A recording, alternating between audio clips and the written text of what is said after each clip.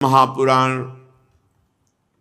महामहिम श्री जड़भरत जी का पावन चरित्र चल रहा है। कैसी अद्भुत स्थिति है भगवान के भजन के प्रताप से। भगवान के भजन का एक ये प्रताप है कि वो कभी नष्ट नहीं होता। 100 बार राधा राधा कहा और शरीर छूट जाए तो अगर अंतिम समय राधा नाम निकलेगा तो किशोरी जी की प्राप्ति होगी। अगर चूक हो गई, कुछ और चिंतन बन गया तो माना कि तुम्हें उस जन्म में भगवत प्राप्ति नहीं होगी। सिद्धांत के अनुसार कृपा करें तो फिर भी हो जाएगी। अब अगला जब जन्म होगा तो 99 राधा नाम नहीं रहेंगे, 100 ही रहेंगे। अब 101 के ऊपर भजन चलेगा। तो इसका देखो कैसा प्रभाव पड़ा भजन का कि भरत जी के रूप में तो भजन बिगड़ गया। हिरण का चिंतन हुआ, अंतिम समय भजन बिगड़ गया। इसे कहा जाता है योग मार्ग से भ्रष्ट हो जाना।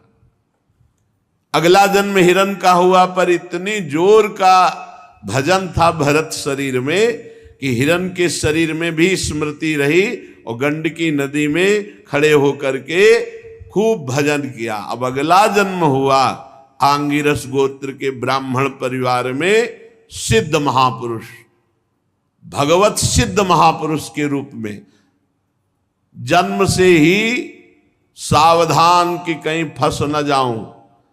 तो पिता बहुत पढ़ाए पर एक अक्षर भी विद्या का उन्होंने उच्चारण नहीं किया, तो सब समझते थे ये गूंगे हैं, बहरे हैं, मूर्ख हैं। पर सिद्ध महापुरुष ज्ञान के माता पिता पधार गए। अब कौन पूछे, भाई लोग बड़े उदासीन वृत्ति से रहते कि तो पागल है। गांव के लोग जो मनाता सो काम करा देते, जो मनाता सो दे देते, रूखा सूखा खाते अपनी स्थिति में रहते। खेतों में लगाया भाइयों ने तो प्रतिकूल व्यवहार करते, कहीं किसी को ये समझ में ना जाए कि मेरे बुद्धि है, सबको यही समझ में आए कि पागल है। एक दिन खेतों की रखवाली में रखा, दस्युराज नरबली दी कि हमें अगर पुत्र होगा तो हम नरबली देंगे। तो एक मनुष्य को पकड़ाया, उसको जब पता चला बलि दी जाएगी तो भाग गया। तो जो दस्यु के सेवक जन थे, जड़भरत जी को पकड़ा। ऐसे महापुरुष को स्नान कराया, भोजन पवाया, और जब बलि देने को उद्यत हुए तो देवी के शरीर में दाह पैदा हो गई। क्योंकि ऐसे ब्रह्मबोध संपन्न महापुरुष का तनिक भी तिरस्कार किसी को भी नष्ट कर सकता है। देवी जी प्रकट हो गई और अपने उपासकों के ही गले उड़ा दिए, सबको काट दिया। जड़भरत जी ने देखा अब कोई पकड़ने वाला नहीं तो न चल दिए, क्योंकि अपने स्वरूप में स्थित महापुरुष है।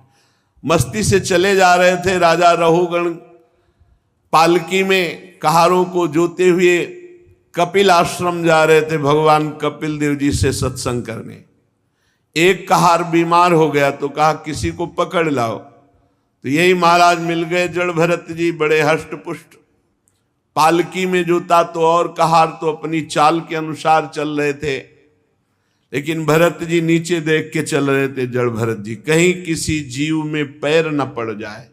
जितने में हम पैर सुरक्षित रख सकें उतनी भूमि देखनी चाहिए। जो साधक विरक्त मार्ग का पथिक है उसे बहुत सावधान होकर दृष्टि डालनी चाहिए। तो सिद्ध महापुरुष तो स्वाभाविक भूमि देखकर चल रहे थे। तो कई पंक्ति चींटियों की कहीं कहीं होती तो छलांग लगाई तो पालकी का बैलेंस बिगड़ा। तो राजा रहुगण ने बड़ी डांट लगाई। जब बड़े उपहासजनक शब्द बोले तब महाराज भरत जी ऐसे पूरे जीवन में कभी बोला नहीं। रहुगण पर कृपा करके जब बोले तो कूद पड़े पालकी से। रहुगण चरणों में गिर गए कि हे देव, आप क्या अवधूत शिरोमणि दत्तात्रेय जी हैं या छद्मवेश धारण किए हुए स्वयं भगवान श्री हरि कपिल देव जी हैं? आप कौन हैं? मैं आपकी महिमा को नहीं पार पा रहा। आपके शब्दों से मुझे पता चला कि आप ब्रह्मबोध संपन्न महापुरुष कोई अवधूत कोटि के हैं। हे देव, मैं किसी देवता से या त्रिशूल पाणी भगवान शंकर या काल दंड लिए हुए यमराज से मैं वैसा भय नहीं मानता जैसा भय किसी वैष्णव संत महात्मा अवधूत का अपराध बन जाए उससे जितना मैं भयभीत हूं, और किसी से भयभीत नहीं। क्षमा कीजिए, आपकी महिमा को न जानने के कारण हमने पालकी में जोता और आपको कठोर शब्द कहे। नमो नमः कारण विग्रहाय स्वरूप तुच्छीकृत विग्रहाय, नमो अवधूत द्विजबंधुलिंग निगूढ़ नित्यानुभवाय तुभ्यम। हे अवधूत शिरोमणि, मैं आपको नमस्कार करता हूं। हे योगेश्वर, आप परमानंद स्वरूप में स्थित स्थूल शरीर, सूक्ष्म शरीर, कारण शरीर से उदासीन एक जड़ पुरुष की भांति, पागल की भांति आप जनसाधारण की दृष्टि से ओझल किए हुए हैं, पर मैं आपको आपकी कृपा से जान गया कि आप कोई महापुरुष हैं। मैं आपको बार बार नमस्कार करता हूं। हे ब्रह्मन, जिस प्रकार बुखार से पीड़ित रोगी को ठीक औषधि मिल जाए वैसे आप मुझे मिल गए। मैं सत्संग करने जा रहा था कपिल भगवान से, जैसे धूप से तपे हुए को शीतल जल और छाया मिल जाए वैसे आप मुझे मिल गए।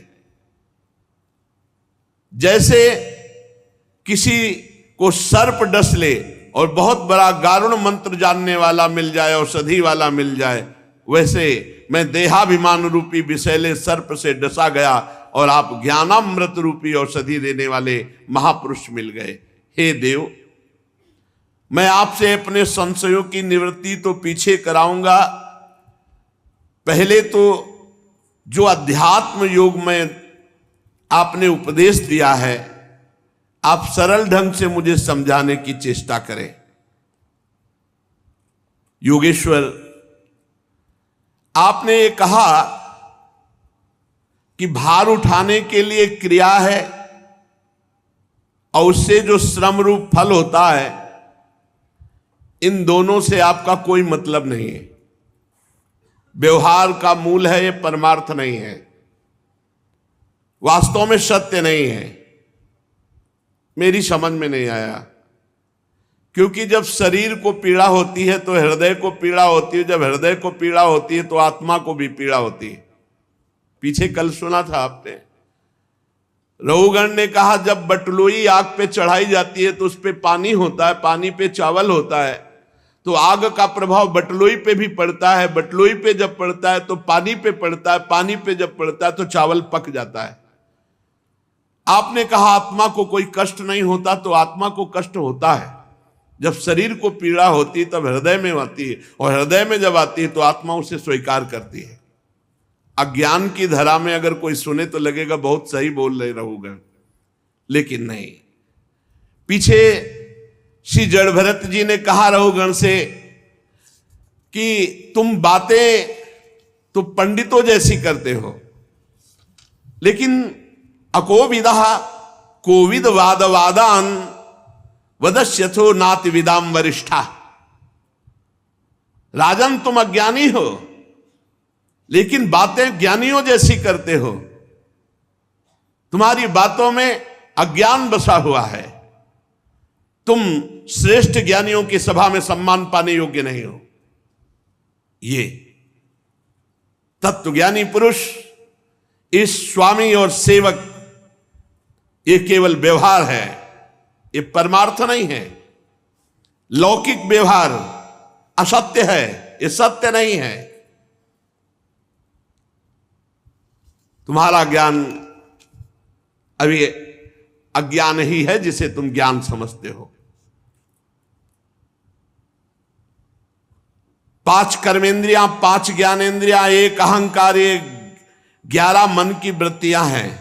इन्हीं में विचरण करता रहता है। अहंकार को लेकर के कर्ता भोक्ता भाव से, 5 ज्ञानेंद्रियों से जानकारी, विषयों का भोगना, कर्मेंद्रियों से कर्म करना। शब्द स्पर्श रूप रस गंध, इन्हीं भोगों को भोग रहा है ज्ञानेंद्रियों से। मल त्याग संभोग गमन भाषण लेना देना आदि व्यापार ये 5 कर्मेंद्रियों से होता है। अहंकार के द्वारा इसमें कर्ता और भोक्ता भाव रहता है। कहां है इसमें आत्मा? इसमें कर्ता आत्मा कहां है, भोक्ता कहां है? राजन, जब तक शुद्ध ज्ञानोदय नहीं होता ना, तो ये माया तिरस्कार करती रहती है। माया का तिरस्कार शुद्ध ज्ञानोदय में होता है। समस्त आसक्तियों का नाश होकर क्षय पर विजय, काम क्रोध लोभ मोह मद मत्सर, इन पर जो विजय प्राप्त कर लेता है उसे शुद्ध ज्ञान होता है। ये मन तुम्हारा बड़ा बलवान शत्रु है। तुम्हारे उपेक्षा करने से इसकी ताकत बढ़ गई है। इसको मारो। मन की जो भोग वासनामयी तरंगें उनको मारो। इसने तुम्हारे आत्मस्वरूप के ज्ञान को आच्छादित कर रखा है। इसलिए गुरुर हरेश चरणोपासनास्त्रो जहि विलीकम स्वयं आत्ममोषम। गुरुदेव भगवान की चरणों की उपासना करके, हरि भगवान की चरणों की उपासना के अस्त्र से इसे काट डालो। जो दुर्वासना की फांसी बंधी है, ये जो मन मत वाला होकर भोगों में जा रहा है, ये गुरु चरणों की उपासना से प्राप्त ज्ञान के द्वारा ही इसको मारा जा सकता है। जड़ भरत जी ने कहा, पृथ्वी पते राजन रहुगण, इस देह और इस पत्थर में कोई अंतर नहीं, पक्का कोई अंतर नहीं। 5 भूतों से ये बना है, 5 भूतों से ये बना है। जैसे मिट्टी पानी मिलाकर उसको खूब महीन करके, गीली करके, चिकनी करके फिर उसे चाक पे चढ़ाते हैं या सांचे पे डालते हैं, फिर धूप के द्वारा वो सूखती है, फिर अग्नि के द्वारा पकाई जाती है। तो पृथ्वी, जल, वायु, अग्नि और आकाश, ये 5 तत्व से 1 इंच बनती, कुछ भी बनता है 5 तत्व से। आकाश, ये शब्द उसका गुण है। जहां आकाश है वहीं शब्द है। जहां भी शब्द, कहीं भी शब्द निकले, वो आकाश का गुण है। स्पर्श वायु का गुण है। अगर वायु ना हो तो स्पर्श का ज्ञान ही हो। जितने भी रूप हैं उसी तेज से भास रहे हैं। तेज ना हो तो रूप का ही दर्शन ना हो। और रस जल, गंध पृथ्वी, ऐसे ये है। चैतन्य घन परमात्मा इसमें है और चैतन्य घन परमात्मा इसमें, बिल्कुल अंतर नहीं। अगर कह दे कि इसमें कहा है तो यही तो भ्रम हो गया हिरण्यकश्यप को। इस खंभे में परमात्मा है, बोले हाँ, निकल पड़े नरसिंह भगवान। कहाऊ सो कहां जहां प्रभु नाही, कोई कण ऐसा नहीं जहां भगवान ना हो। मुर्दे में भी भगवान, आपने सुना, वेन के शरीर का मंथन करके भगवान पृथु का अवतार हो गया। तो हे राजन, इस देह में पृथ्वी का विकार है। पृथ्वी में 5 तत्व पाए जाते हैं, इसलिए पृथ्वी शब्द से 5। पृथ्वी में आकाश शब्द भी है। आकाश का जो गुण शब्द है, कहीं भी ठोको शब्द आपको सुनाई देगा। पृथ्वी स्पर्श भी सुख, और इसमें जल भी है, इसमें अग्नि भी है, इसमें गंध भी है, उसका स्वाभाविक गुण। तो शब्द स्पर्श रूप रस गंध, आकाश वायु जल अग्नि पृथ्वी। तो ये पृथ्वी का विकार 5 तत्वों से बना हुआ ये शरीर है। ऐसे ही पाषाण आदि जितने 5 तत्वों से बने हैं, उस जड़ में इस जड़ में कोई अंतर नहीं। पर इसमें उस आत्म तत्व का ऐसा चैतन्य प्रभाव है कि ये चलता फिरता बोलता देखता सुनता दिखाई, और ये जड़ता में, इसमें जड़ता है, इसलिए उसके भेद हो गए।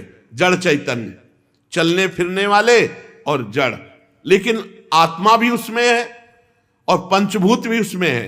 आत्मा भी यही है और पंचभूत, इसमें कोई अंतर नहीं, शुद्ध ज्ञान।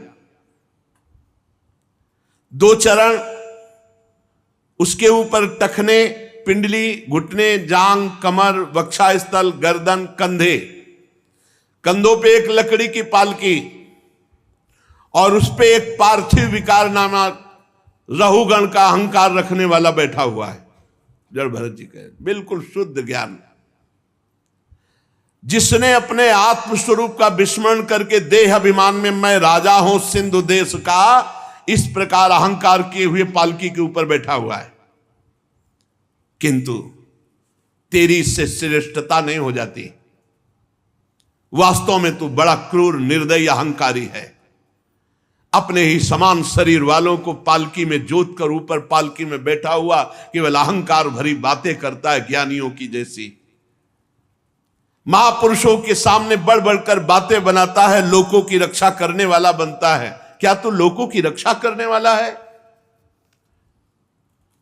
देख, चराचर जगत उसी भगवान से उत्पन्न होते हैं, उसी भगवान में रहते हैं, उसी भगवान में लीन हो जाते हैं। ये व्यवहार के सिवा और क्या इसमें सत्य है? पृथ्वी शब्द का व्यवहार मिथ्या, क्योंकि वो परमात्मा है, पृथ्वी नहीं। व्यवहार में पृथ्वी नहीं, वो परमात्मा स्वरूप है। जब पृथ्वी नहीं थी तब परमात्मा था, जब पृथ्वी नहीं रहेगी तब परमात्मा। तो बीच में पृथ्वी कौन बना? परमात्मा ही। ये शुद्ध ज्ञान, शुद्ध ज्ञान। पृथ्वी की सत्ता कैसे सिद्ध हो सकती है बिना परमात्मा के? परमाणु अविद्यावश मन से ही कल्पना किए हुए हैं, वास्तव में उनकी सत्ता नहीं। अणु अणु, परमाणु, ये केवल परमात्मा है। एक एक अणु अणु में परमात्मा विराजमान है। छोटा मोटा बड़ा, ये सब व्यवहार की स्थिति है, ये सब द्वैत प्रपंच है। द्रव्य स्वभाव आशय काल कर्म नाम वाली भगवान की ये माया का खेल है। विशुद्ध परमार्थ अद्वितीय, भीतर बाहर एकमात्र सत्य सच्चिदानंद परमात्मा के सिवा कुछ नहीं। वही निर्विकार, वही भगवान, वही वासुदेव, वही परमात्मा, वही ब्रह्म कहा जाता है। रहुगण ने मानो प्रार्थना की कि प्रभु ये मुझे कैसे ज्ञान हो, कौन सा साधन करूं जिससे मुझे शुद्ध ज्ञान की प्राप्ति हो जाए। तो रहुगण तत्तपसा नयाति न चेज्जया निरपणाद गृहाद्वा न छंदसा नैव जलाग्नि सूर्य बिना महत्पाद रजोभिषेकम। रहुगण, ये जो मैं शुद्ध ज्ञान वर्णन कर रहा हूं, ये गृहस्थोचित धर्म का अनुष्ठान करने से नहीं, वेदाध्ययन से नहीं, जल अग्नि सूर्य चंद्रमा की उपासना से नहीं, ये महापुरुषों की चरण धूल के स्नान करने से प्राप्त होता है। अर्थात भगवत प्राप्त महात्माओं का जब तक संग नहीं होगा, उनकी चरण सेवा नहीं होगी, उनकी कृपा नहीं होगी, तब तक ये शुद्ध तत्वबोध नहीं प्राप्त हो सकता। महापुरुषों की समाज में सर्वलोक महेश्वर परम पवित्र भगवान श्री हरि की कथा होती रहती है।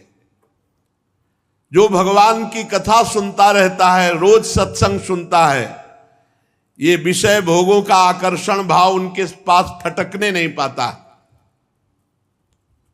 जब भगवान की महामहिम लीला कथा रोज कानों से सुनी जाती है, तो हृदय में आकांक्षा जाग उठती है कि मैं भी भगवत प्राप्ति करूं, मैं भी भजन करूं, मैं भी गंदे आचरण छोड़कर भगवान को प्राप्त होऊं। देखो रहुगण, मैं पूर्व जन्म में चक्रवर्ती सम्राट महाराजाधिराज भरत नाम से प्रसिद्ध था। मैंने भगवान के लिए लौकिक पारलौकिक दोनों भोगों को छोड़ा, परंतु एक मृग में आसक्ति हो गई और मैं परमार्थ से भ्रष्ट हो गया और मेरा अगला जन्म मृग का हुआ। पर भगवान की आराधना कभी विफल नहीं होती, इसलिए मृग शरीर में मैं भजन परायण रहा। और अब इस समय में जीवन मुक्त महापुरुष, ये कृपा होती है जो अपने जनों को महापुरुष जन अपनी स्थिति बता देते हैं। अब मैं जन संसर्ग से बचकर गुप्त रूप से विचरता हूं। महापुरुषों का सत्संग प्राप्त हो जाए तो मोह बंधन का नाश होकर इसी जन्म में जीवन मुक्त हो जाए। श्री हरि की लीला कथाओं को श्रवण करो, निरंतर भगवत स्मृति परायण रहो, तो इस संसार को पार करके अपने स्वरूप में स्थित हो जाओगे। क्या उपाय बताया? भगवत प्रेमी महात्माओं की चरण सेवा, उनका संग, भगवान की लीला कथा श्रवण और निरंतर भगवान का नाम जप स्मरण। जड़ भरत जी ने कहा, राजन, ये जो जीव समुदाय है ये सुख भोगने के लिए व्यक्ति, वस्तु, स्थान मारा घूम रहा है, कैसे सुख लूं, और सुख अंदर है और बाहर वो सुख खोज रहा है, कभी नहीं मिलेगा। जन्म जन्मांतर हो गए भटकते हुए, कभी नहीं मिलेगा। वो देश देशांतर में घूम फिरकर व्यापार करने वाले व्यापारियों के दल के समान भागता रहता है, ये देश वो विदेश, रुपया रुपया। और रुपया किस लिए? भोग के लिए। रुपया इकट्ठा करते करते मर गया, भोग भोगते भोगते मर गया, कुछ हाथ नहीं लगा, कोई अनुभव हाथ नहीं, फिर नया जन्म, फिर वही। इसकी दृष्टि ये समझ नहीं पाती कि सतोगुण, रजोगुण, तमोगुण के भेद से उसके अंतःकरण को बार बार आकर्षित करके जगत में लगाया जा रहा है। वो कर्मों में भटकता भटकता इस ऐसे संसार रूपी जंगल में आ गया है कि जहां तनिक भी शांति नहीं। इस जंगल में 6 डाकू हर समय तैनात रहते हैं, काम, क्रोध, लोभ, मोह, मद, मत्सर, और ये लूटते रहते हैं। पुण्य, तपस्या, साधन, भजन का फल ये लूटते रहते हैं, ये ठग है।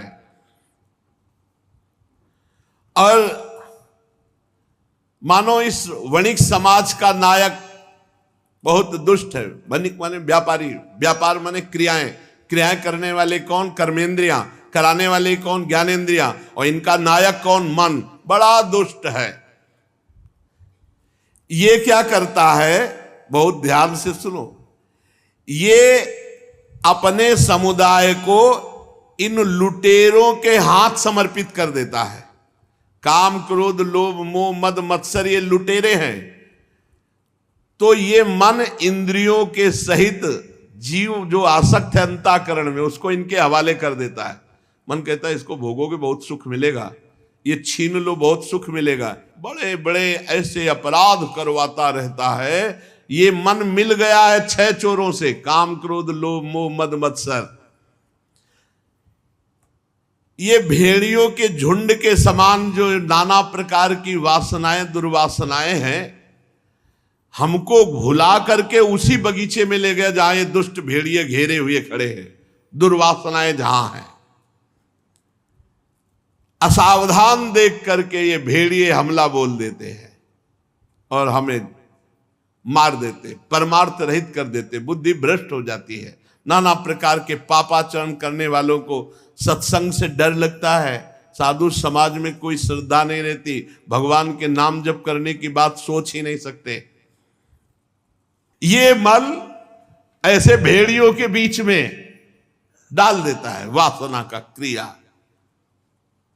अरे बलवान बनो, बुद्धि को शुद्ध रखो, अपने सनातन धर्म को समझो, उपासना को समझो, शास्त्रों को समझो। ऐसे मत बनो, मजाक मत बनो। धर्म का मजाक जहां बनाया जा रहा है, तुम मजाक मत बनो। कम से कम सत्संग, शास्त्र, स्वाध्याय करो, पता तो चले कि तुम्हारा धर्म क्या है। कहा मुनि से हिमवंत सुनु, जो कछु लिखा लीलार। देव धनुज मुनि नाग कोल बेटल। देव धनुज नर नाग मुनि कोल बेटल, ये ऐसे लिख दिया। अवश्यमेव भोक्तव्यम कृतम कर्म शुभाशुभम, ऐसे लिख दिया। बहुत संभल के ये मुखिया मन हमारी इंद्रियों सहित इन 6 डाकुओं के हवाले कर गया, इसी दुर्गति करवाता है। ये ऐसे संसार रूपी बिहर बवंडर में आ गया है कि निकल पाना, आज तक इस दलदल से कोई निकल पाया तो निकला हुआ ही महापुरुष। बहुत ही विचित्र प्रपंच है। अगर भगवान की कृपा ना हो, सही साधु समागम ना हो, शास्त्र स्वाध्याय ना हो, तो परमार्थ क्या पता ही नहीं चलेगा, परमार्थ ही का पता नहीं चलेगा। हे राजन, इस संसार मार्ग में चलने वाले पथिक की बड़ी दुर्दशा होती है। यह ऐसी भावाटवी है कि इसमें भटकते भटकते अनंत जन्म व्यतीत हो जाते हैं, पर निकलना मुश्किल है। राजा रहुगण ने कहा, हे देव, समस्त योनियों में मनुष्य जन्म श्रेष्ठ है। अन्य अन्य लोकों में प्राप्त होने वाले जो देवलोक हैं, देवता लोग हैं, वो भी तरसते हैं कि मुझे मनुष्य बना दिया जाए, क्योंकि मनुष्य बन करके हम पवित्र कीर्ति भगवान के चरणों की उपासना करेंगे, नाम जप करेंगे, तो हमारा जीवन सार्थक हो जाएगा। आपके अभी थोड़ा ही सत्संग हुआ कि मेरा सारा कुतर्क नष्ट हो गया। मैं तो नमस्कार करता हूं उन भगवत प्राप्त महात्माओं को, चाहे वो वयोवृद्ध हो, चाहे वो शिशु हो, चाहे वो जवान हो, चाहे वो क्रीडारत बालक हो, मैं उन भगवत प्राप्त महात्माओं को नमस्कार करता हूं। ब्रह्मज्ञानी अवधूत वेश में विचरण करने वाले समस्त ऋषियों को नमस्कार है, और उनसे हम जैसे ऐश्वर्योन्मत्त राजाओं का कल्याण हो, कहीं कोई अपराध न बन जाए। महाभागवत परीक्षित जी ने कहा कि जड़ भरत जी ने जो उपदेश किया उसे मैं सरल भाषा में फिर समझना चाहता हूं। तो श्री सुखदेव जी ने कहा, देहाभिमानी जीव के द्वारा 3 प्रकार के कर्म होते हैं। एक होते हैं शुभ कर्म, एक होते हैं अशुभ कर्म, और क्या तो शुभ अशुभ मिश्रित। उन कर्मों के द्वारा जो भोग मिलना है वो निश्चित मिलेगा, पक्का समझ लो। कौन मेटा निहार कहा मुनि से हिमवंत सुनो, जो कछ लिखा लेलार, देव दनुज नर नाग मुनि कौन मेटा। हे बेकार को परेशान होते हो, शास्त्र सिद्धांत समझ लो। नाम जप करोगे, भगवत लीला गायन करोगे, भगवान की आराधना करोगे, सब ऋषि मुनियों के आशीर्वाद तुम्हारे पास आ जाएंगे। जा पर कृपा राम की होई, ता पर कृपा करे सब कोई। और ऐसे भटकोगे तो फिर नाम जप करो, नाम जप हमारी प्रार्थना मान लो। कहीं भागने की भटकने की जरूरत नहीं है। ये रुपए के भूखे लोग तुम्हारी इन कर्म परंपरा को मिटा दे, इतनी सामर्थ्य नहीं। जिनके अंदर है कि तुमसे कुछ मिल जाएगा और तुम्हारा क्या कल्याण कर सकते हैं। तब लग जोगी जगत गुरु, जब लग रहा है निराश, और जब आशा मन में भई तो जग गुरु और जोगी दास। ये सब नाटकबाजी में मत फंसो, सत्य मार्ग का अवलंबन करो। सत्य मार्ग कभी पैसे से नहीं मिलता, और जो पैसे से मिलता है वो सत्य मार्ग नहीं होता, ध्यान रखना। आज तक कहीं भी ऐसा नहीं प्रमाण पाया गया। 3 प्रकार के कर्म होते हो, हर कर्म का भोग जीव को भोगना पड़ता है। मन और 5 ज्ञानेंद्रियां ये विवश होकर जीव को संसार रूपी भयंकर मार्ग में लगाए हुए हैं। आचरण अपने ठीक करो, चरित्र ठीक करो, खूब नाम जप करो, सबके आशीर्वाद तुम्हारे घर के दरवाजे के अंदर आ जाएंगे। कहीं नहीं जाना, भागने की जरूरत नहीं। सब विश्वास कर लो, हमारी बात पर विश्वास। और भजन न करो तो चाहे जहां भाग के चले आओ, कुछ नहीं होने वाला। पापाचरण करने वाला कहीं भी भाग के जाए, उसको कहीं शांति नहीं मिल सकती। और नाम जप करने वाला कहीं भी बैठ जाए, वहीं तीर्थ हो जाएगा, वहीं पवित्रता हो जाएगी। जो भगवान श्री हरि गुरुदेव के चरणारविंद रूपी मकरंद मधु का रसिक है। वो मन सहित 6 इंद्रिय, मन सहित 5 ज्ञान इंद्रिया तो 6, इन 6 को 6 डाकुओं से बचा लेता है। काम क्रोध लोभ मोह मद मत्सर, सारे पाप इसी से होते हैं। संसार में जो बहुत कष्ट उठाकर धन कमाया जाता है, उस धन का प्रयोग होना चाहिए परम पुरुष भगवान की आराधना के भाव से। कोई बीमार है उसकी सेवा में लगा दो, सर्दी है कपड़ा नहीं उसको पहना दो, भूखा है भोजन दे दो। धन की सार्थकता भगवान श्री हरि की भावना से परोपकार में खर्चा करने से है। किंतु मनुष्य की बुद्धि इतनी विवेक रहित हो गई है कि वो धन का प्रयोग विलासिता में करता है, इंद्रियों की विलासिता में, भोगों में। सूंघना, स्वाद लेना, स्पर्श करना, सूंघना, संकल्प विकल्प निश्चय, बस ये भोगों की तरफ, भोगों में फंसाकर उसके जीवन की श्वासें लूट ली और उसका जो सार भाव कि हमें परमानंद की प्राप्ति भगवान की तरफ करनी थी तो भोगों की तरफ रत हो गया। ये संसार में रहने वाले कुटुंबीजन, स्त्री पुत्र आदि, ये कोई अपने नहीं, ये भगवान ही आए इन रूपों में।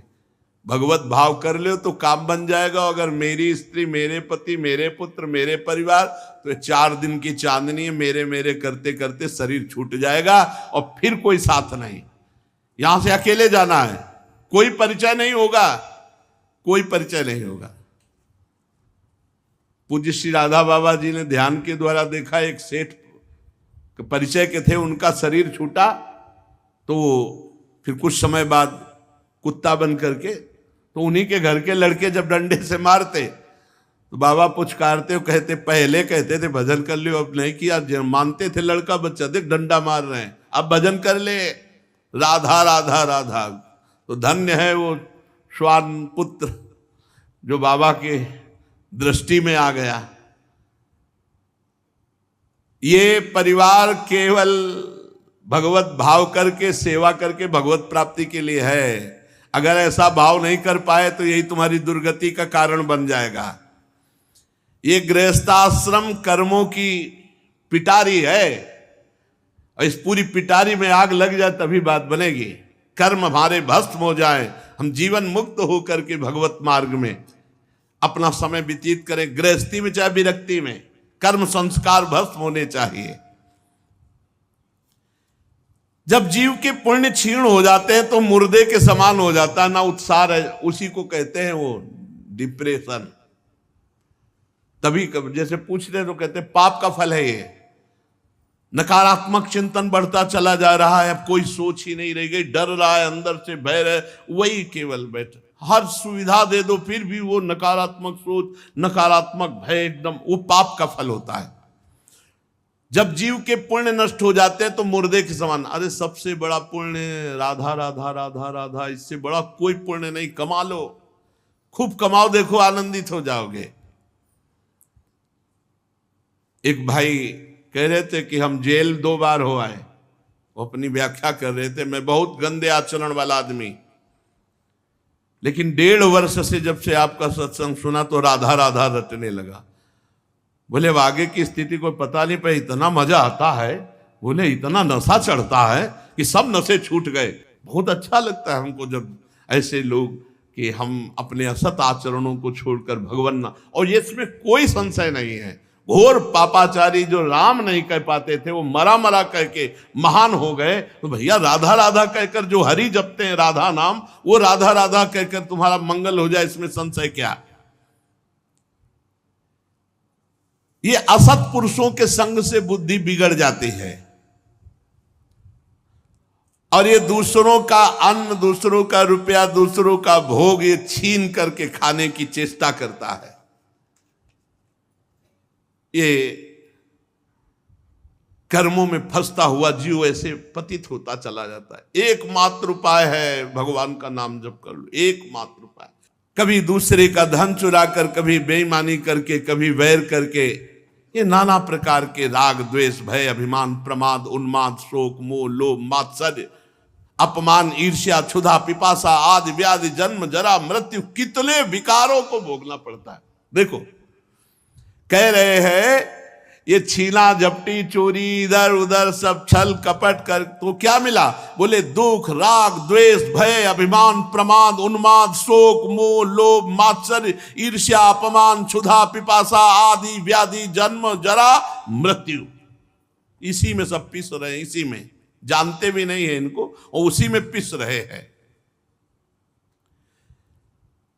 ये इस संसार रूपी जंगल में भटकता हुआ भगवान की माया रूपणी कभी स्त्री के बाहुपास में पड़कर ऐसा सुखी होता है कि अब मान लो परम पद मिल गया,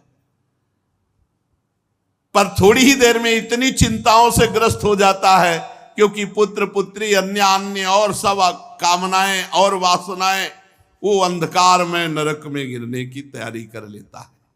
ये भगवान का साक्षात काल चक्र है जो किसी को चैन से नहीं रहने देता।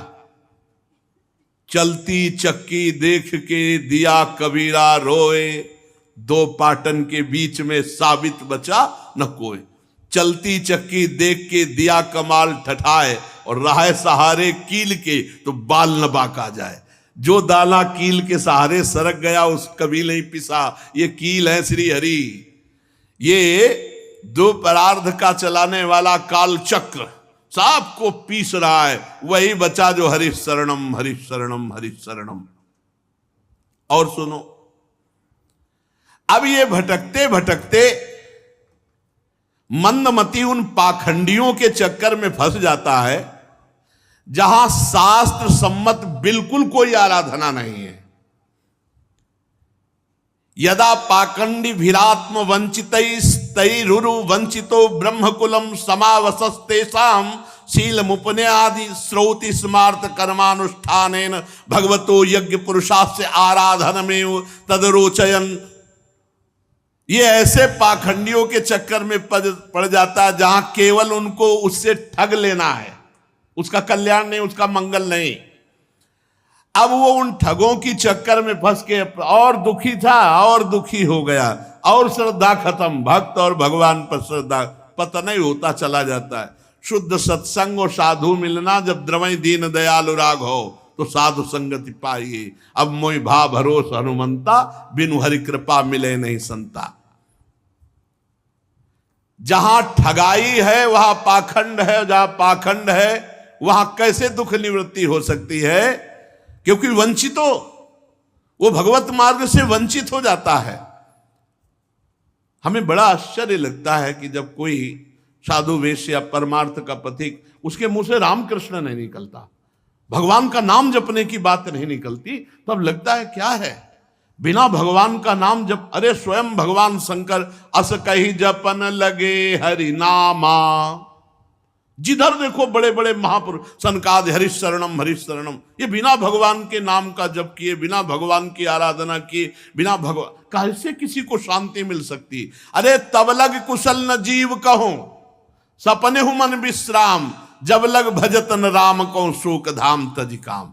जो चाहत है नित्य सुख और मन को विश्राम, एक और रुपया खर्चा नहीं, नित्य सुख, मन को विश्राम, परम शांति, हित ध्रुव हित सो जपत रहो पल पल, श्यामा श्याम श्यामा श्याम श्यामा श्याम। शास्त्र भरे पड़े हैं महासुख प्राप्ति के मार्ग, लेकिन नहीं अच्छा लगता है यही संसार का अच्छा लगता है। बड़ा विचित्र खेल है, बड़े विचित्र खेल है। बहुत सावधानी की जरूरत है, बहुत सावधानी की जरूरत है। भरत जी कह रहे हैं यदा पाखंड विरात्म वंचितैष, इन लोगों की संगति से सतमार्ग भ्रष्ट हो जाता है जीव, उसको पता ही नहीं चलता सतमार्ग किसे कहते हैं। भगवान के नाम का, भगवान की लीला का, गुण का, रूप का, धाम का जहां चर्चा नहीं है वहां ब्रह्मा जी भी कर रहे हो तो नहीं सुनना चाहिए। भगवान की महिमा जा, स्वयं भगवान शंकर अमृतमयी भगवान की कथा करते हैं। अम्बा पार्वती जी प्रश्न करती, सनक सनंदन सनातन सनत कुमार चारों ऋषि में एक प्रवक्ता बन जाते, 3 श्रोता बन जा। निरंतर बड़े बड़े महापुरुषों के देखो भगवान के पावन चरित्र नाम गुणगान होते। आज कलयुग में ऐसे चल पड़े हैं कि ना भगवान की महिमा से ना उसको साधन बताएंगे कि इतने माला नाम जप करो, इतना भगवत कथा का पाठ करो, ऐसे करो, नहीं। बस वो पता नहीं कौन सा भगवान की लीला चल पड़ी है जो बिल्कुल परमार्थ से विमुख करने वाले। इसलिए सबसे प्रार्थना है कि भरत जी महाराज कह रहे कि भगवत प्रेमी महात्माओं के संग से भगवान के नाम गुण रूप लीला धाम का चिंतन करोगे तो अपने आत्मस्वरूप को जान पाओगे। इधर उधर भटकने की जरूरत नहीं। तुम्हें दुख दूर करना है तो खूब नाम जप करो। भाव बने ना बने, श्रद्धा बने ना बने, उपहास में कुभाव में कैसे भी नाम जप करोगे परम मंगल हो जाएगा।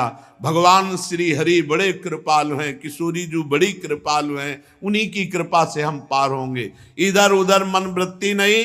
ये नहीं कि कोई तुम्हारे शरीर में दर्द हो रहा है तो कहीं तुम्हें झरवाने की जरूरत है। डॉक्टर के पास जाओ, दवा लो, खूब भजन करो, प्रारब्ध भोग लो और शुभ अशुभ कर्म को नष्ट करके भगवत प्राप्ति करो। पक्की बात समझ लो। रामकृष्ण परमहंस जी के गले में कैंसर था, आद्या शक्ति जगदम्बा से सीधे बात करते थे, भद्रकाली से सीधे बात करते थे। तो कौन सा मंत्र उनके पास नहीं था? जब अम्बा सीधे बात कर रही हैं तो कौन सा मंत्र? इसलिए इधर उधर की भटकन छोड़ो प्यारे आत्मस्वरूप भाइयों। केवल भगवान के चरणारविंद का आश्रय और नाम जप, यही परम मंगल करेगा त्रिभुवन में, और कहीं कोई मंगल नहीं कर सकता। अगर कोई मंगल है तो नाम बल है, भगवान का चरणों का आश्रय का बल है, दूसरा कुछ नहीं है। अगर भगवान से विमुख जीव है तो त्रिभुवन में कोई आज तक भगवान के विमुख को रख सका हो? हमें बता देना। देवराज इंद्र का पुत्र जयंत भगवत विरोध किया, जानकी जी का अपराध किया तो त्रिभुवन में भाग के गया, कहीं अगर उसे शांति मिली तो बताओ? जयंत के अम्बरीश जी का अपराध किया दुर्वासा जी ने, त्रिभुवन में भाग के गए, कहीं शांति मिली? कोई रखने के लिए तैयार हो तो बताओ। तो भगवान से विमुख होकर तुम्हें कौन शांति प्रदान कर देगा? तो भगवान की शरण में खूब नाम जप करो, तुम्हारा मंगल होगा और आशीर्वादों की भीड़ लग जाएगी। सच्ची कहते हैं। तुम्हें किसी से ऐसे झोली फैला के आशीर्वाद मांगने की जरूरत नहीं। तुम आशीर्वाद देने वाले बन जाओगे यदि नाम जप करोगे। नाम जप निरंतर करो। बड़े बड़े महापुरुषों के वचनों से यही जानने को मिलता है कि भगवान श्री हरि के नाम, उनके चरणों का आश्रय, उनकी उपासना, इसी से परम मंगल। शेष चर्चा आगे। श्री राधा वल्लभ लाल।